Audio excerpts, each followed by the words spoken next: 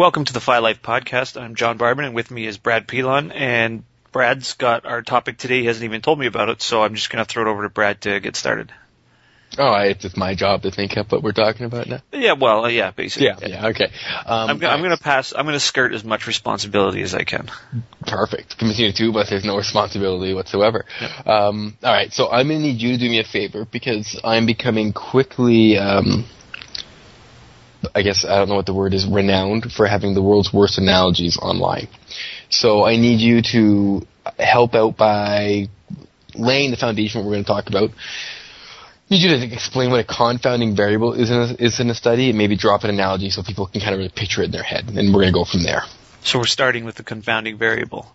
So so a confounding variable is something that is that can change. It's a factor in the things that you're trying to study that can change, and if it changes, it'll throw off the results of what you're looking for, and the point is it can change without you sort of knowing, or if you haven't monitored it, the result that you're looking for can change based on that confounding variable. So the idea is, and the whole point of research is what you try to do is control as many variables as possible, and you try to leave the one that you're trying to look at as the only one that's changeable. And if it changes and your results change, then you can say that was the one that did it.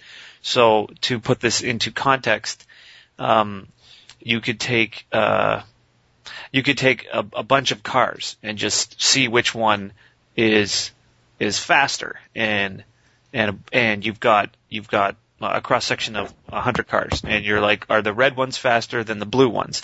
And then you find out that, oh yeah, all the red cars are faster. But then it turns out that a higher percentage of red cars happen to be sports cars. Now that's a confounding variable in your colors. So you couldn't just say red paint makes cars faster. It's just that, red paint happens to be on more sports cars, and that's why red cars seem to be faster. It's kind of like how you get speeding tickets all the time because you have a red car. And I'm speeding. Well, the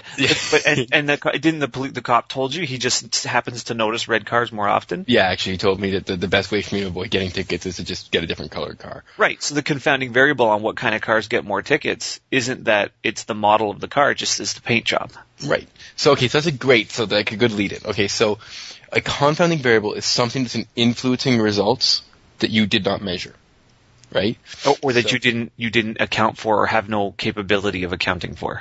Right. And if you don't measure this thing, you can come to conclusions that actually are not correct. They're as correct as they can be given what you measured in the stats you ran, but they can be blatantly incorrect, or at least needing to be completely revised once you realize this confounding variable exists. Mm-hmm. Correct? Okay. Right. We're talking muscle building today. And muscle building is one of the things that just drives scientists crazy.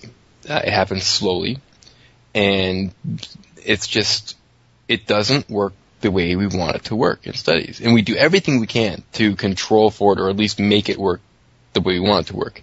Typically in a muscle building trial, we get young, university-age guys, new to working out, and then we get them training and giving them our supplement or our drug or whatever because they're going to get the best results.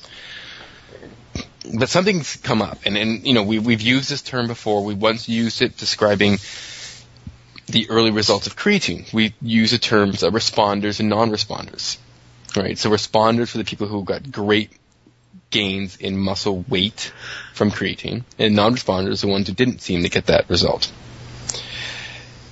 Interesting, if you take a look at the muscle building research, and if you have a large enough subject group, which is always hard to find, and you do a cluster analysis, what we're finding is that for weight training, there are responders, there are hyper responders, and then there are the slow or non-responders. Right? So a massive group of people, some people are going to have great gains from a workout program, some are going to have average, and some are not going to have any.